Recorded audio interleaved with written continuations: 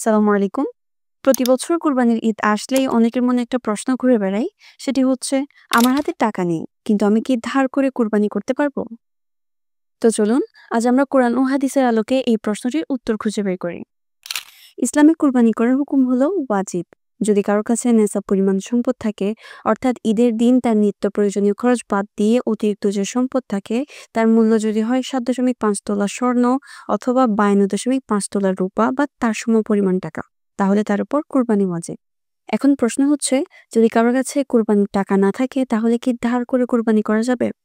এটার অ্যান্সার হচ্ছে হ্যাঁ, ধার করে কোরবানি করা যাবে, যদি ধার শোধের সক্ষমতা থাকে এবং ঋণ শোধের নিয়ত থাকে। কারণ কোরআন আল্লাহ তাআলা বলেছেন, ফাত্তাকুল্লাহা মাস্তাতারতুম, তোমরা আল্লাহকে যথাসাধ্য ভয় করো। সূরা আত-তাগাবুন 16 নং আয়াত। ইমাম নববী রহমতুল্লাহি আলাইহি বলেন, যদি কেউ কোরবানির জন্য ঋণ নেয় এবং তার বিশ্বাস থাকে যে সে তা পরিশোধ করতে পারবে, তাহলে তার কোরবানি সহিহ। অর্থাৎ এর দ্বারা বোঝা যায় যে সে যদি ঋণ পরিশোধ করতে সক্ষম হয়, তাহলে ধার নিলেও কোনো সমস্যা নেই। কিন্তু যদি কেউ জানে ঋণ শোধ করা তার জন্য সম্ভব নয়, তাহলে কুরবানি করাও তার জন্য ওয়াজিব নাই। কখন ধার করে কুরবানি করা অনুচিত?